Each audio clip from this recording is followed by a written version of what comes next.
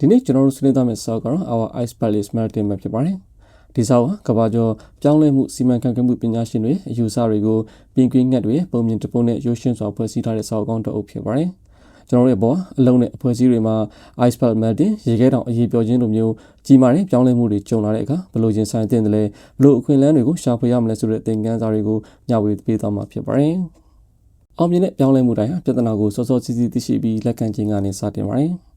ပုံမြင်တဲ့ပင်ကွင်းလေးတွေဟာသူတို့ရဲ့ရေခဲတောင် ice pack ပေါ်မှာ ACC နေထိုင်နေကြပါတယ်။ဒီရေခဲတောင်ကြီးဟာသူတို့ရဲ့တက်တောင်တက်တာဆုံး comfort zone သူတို့ရဲ့လက်ရှိအဖွဲ့အစည်းဒါမှမဟုတ်အတမွေးဝမ်းကြောင်းကိုကိုစားပြုပါတယ်။ပင်ကွင်းတစ်ကောင်ဖြစ်တဲ့ Fred ကရေခဲတောင်ကြီးရေပြောင်းနေပြီးအနည်းရှိလာပြီဆိုပြီးပထမဦးဆုံးသတိပြုမိတဲ့သူဖြစ်ပါတယ်။ဒီကနေ့ကျွန်တော်တို့ရရှိတဲ့သင်ခန်းစာတွေကတော့ပြောင်းလဲမှုလက္ခဏာတွေကိုလစ်လျူမရှုဘဲအနည်းကိုစောစောစီးစီးသိမြင်ဖို့ပါပဲ။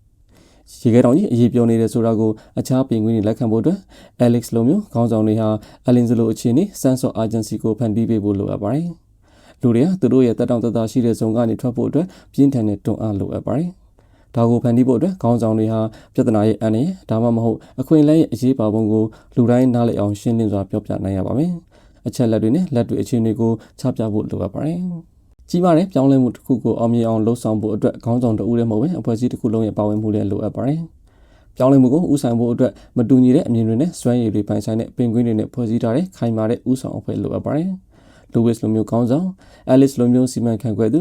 Fred လိုမျိုးပြဿနာကိုစတင်မြင်သူနဲ့ The Professor ပညာရှင်တို့လိုပုဂ္ဂိုလ်တွေပါဝင်ရပါမယ်။ဒီအဖွဲ့ဟာပိုင်ဆိုင်မှုအာဏာကျွမ်းကျင်မှုနဲ့ယုံကြည်စိတ်ချမှုတို့ကိုပေါင်းစပ်နိုင်မှသာအဖွဲ့အစည်းတစ်ခုလုံးကိုပြောင်းလဲဖို့ဥဆောင်နိုင်ပါလိမ့်မယ်။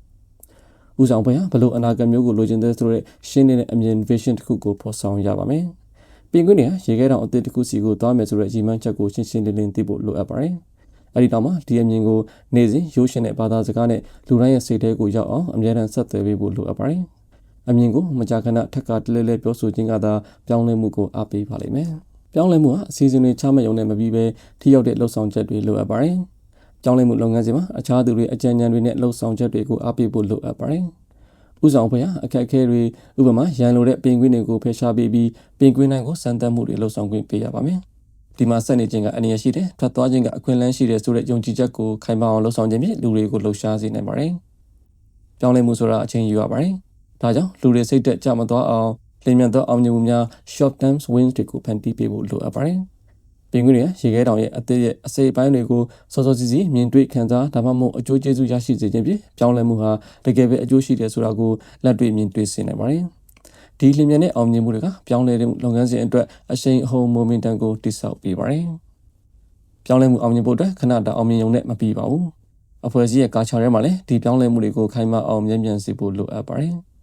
ပင်ကွင်းတွေရေခဲတောင်အသစ်မှာအသစ်သောစီမင်းတွေနဲ့အလေးကျင့်တွေကိုတည်ထောင်ပြီးအောင်မြင်မှုဇာတ်လမ်းတွေကိုမျှဝေခြင်းအဖြစ်ဒီအသစ်သောလေ့ကျင့်တွေဟာရေရှည်အတွက်အကျိုးရှိတယ်ဆိုတာကိုသိချစေပါတယ်။ဒါကကျွန်တော်တို့ရဲ့အလုပ်လုပ်ပုံအသစ်ဖြစ်လာပြီလို့သတ်မှတ်ရပါမယ်။ Our Ice Palace Melting စာအုပ်ကကျွန်တော်တို့ကိုပြောင်းလဲမှုရဲ့မလွဲမသွေဖြစ်ပေါ်မှုကိုလက်ခံပြီးစနစ်တကျဦးဆောင်မှုဖြင့်အောင်မြင်မှုကိုဖန်တီးနိုင်တယ်ဆိုတဲ့တန်ဖိုးကြီးသင်ခန်းစာကိုပေးခဲ့ပါတယ်။ကျွန်တော်ကရေခဲတောင်အရေးပြောခြင်းကိုစောစောချစ်ချစ်သတိပြုမိပြီးအလင်းစလိုအခြေအနေကိုဖန်တီးခြင်းတို့အဖြစ်ပြောင်းလဲမှုလုပ်ငန်းစဉ်ကိုစတင်ရပါမယ်။ခိုင်မာသောဥဆောင်အဖွဲ့ကိုဖွဲ့စည်းခြင်းရှင်းလင်းသောအမြင်ကိုပေးခြင်းနဲ့လျင်မြန်သောအောင်မြင်မှုများကိုဖန်တီးခြင်းတို့သည်ပြောင်းလဲမှုရဲ့အရှိန်ကိုမပြတ်စေရန်မရှိမဖြစ်လိုအပ်သောလှုပ်ဆောင်ချက်များဖြစ်ပါတယ်။ကျွန်တော်တို့ဘဝမှာရေခဲတောင်များမကြာခဏအရေးပြောတတ်ပါတယ်။ဒါကြောင့်ကျွန်တော်တို့အားလုံးကပြောင်းလဲမှုကိုရင်ဆိုင်ရန်အမြဲတမ်းအသင့်ရှင်နေပြီးအကောင်းဆုံးအခွင့်အလမ်းများကိုရှာဖွေနိုင်မှာဖြစ်ပါတယ်။အဆုံးထိနားထောင်ပေးတဲ့အတွက်ကျေးဇူးတင်ပါတယ်။